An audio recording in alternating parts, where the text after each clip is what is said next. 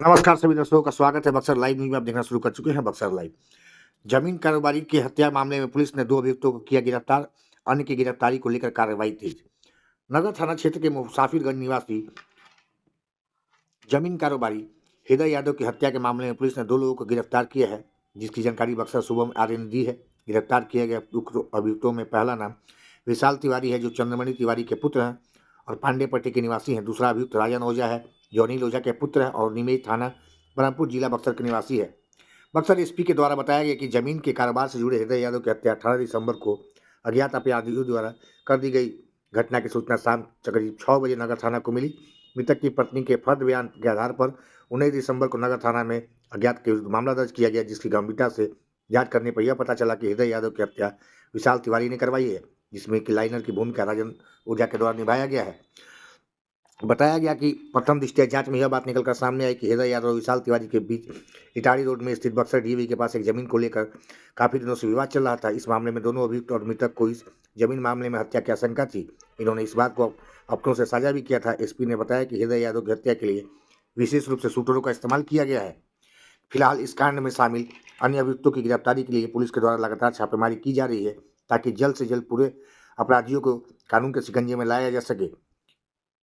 इस सफल गिरफ्तारी में पुलिस टीम के कई अधिकारी और कर्मी शामिल रहे हैं। टीम का नेतृत्व अनुमंडल पुलिस पदाधिकारी धीरज कुमार ने किया। उनके साथ नगर थाना के प्रभारी मनोज कुमार, डीआईयू प्रभारी सुधीर कुमार, यूसुफ अंसारी, डीआईयू के अन्य और नगर थाना की टीम साथ रही। के मामले में क्या सामने आया है? देखिए, आप जैसे जान रहे हैं कि 18 दिसंबर को टाउन थाना के रेलवे स्टेशन के पास में ही प्रॉपर्टी डीलर जो है हृदय यादव जी, इनकी गोली मारकर जो है वो हत्या कर दी गई थी।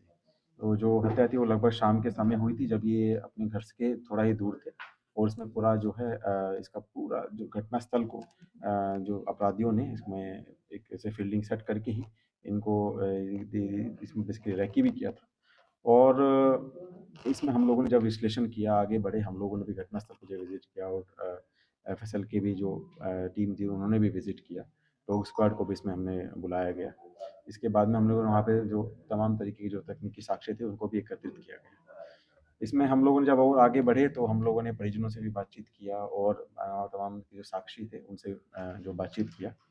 और उसमें जो मामले जो उजागर होके आया वो ये आया कि जो हृदय यादव जी थे, ये प्रॉपर्टी डीलिंग का काम करते थे और इनका जो ज़मीनी विवाद था वो एक विशाल तिवारी नाम के व्यक्ति जो हैं, जो इटाड़ी के बेसिकली डीएवी स्कूल है उसके पास में एक ज़मीन है।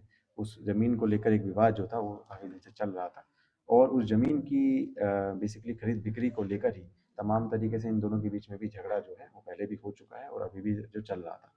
इससे ही ये को ये भी आशंका थी कि इनकी दोनों दोनों को इस तरह अभियुक्त को भी आशंका थी और मृतक जो था उनको भी आशंका थी कि इनकी हत्या इस ज़मीन के संबंधित मामले में हो सकती है और जो संभावित है जल्दी ही हो सकती है। इसके बारे में इन्होंने ये बात जो है अन्य लोगों को भी बोला, जिसका भी साक्षियों ने इस बात को स्वीकारा और पुलिस को भी बताया कि वो व्यक्ति जो है वो हमारी हत्या जो है वो करा सकता है। उसका बयान जो है वो भी हम जो है दर्ज किए हैं।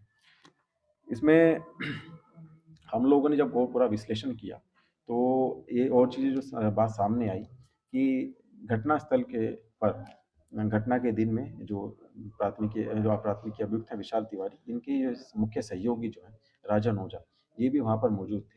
ये लगभग वहाँ पे 2 घंटे से 3 घंटे से वहाँ पे रैकी कर रहे थे और जैसे ही इनको ये स्पष्ट हुआ कि जो मृतक है वो वहाँ पर घटनास्थल पर आ गए हैं, तब इन्होंने ही जो अपने जो वहाँ पे शूटर थे उन लोगों को बुला के उसका लाइनिंग देने का काम किया।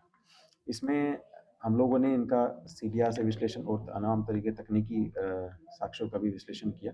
इसमें सीसीटीवी का भी गहन अवलोकन किया गया, उसमें भागने की दिशा में भी इनको देखा गया, जिसमें कि गाड़ी भी जो थी, जो उस तरह की गाड़ी जिससे अपराधी भागने भागने में सफल हुए हैं, वो गाड़ी जो थी वो भी हम लोगों ने ये पाया गया कि उस तरह की गाड़ी जो है, सिमिलर गाड़ी, वो इन्हीं के एक सहयोगी के पास जो है वो भी मौजूद है, वो पाई गई है।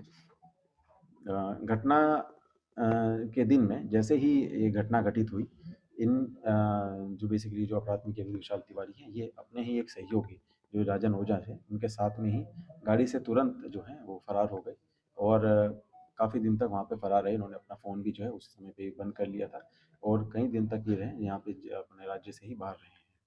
इसके बाद में इन्होंने ये भी कोशिश किया कि ये यहाँ पर एक बार वापस आके चेक करें कि क्या मेरे ऊपर किसी को शक हो रहा है तो।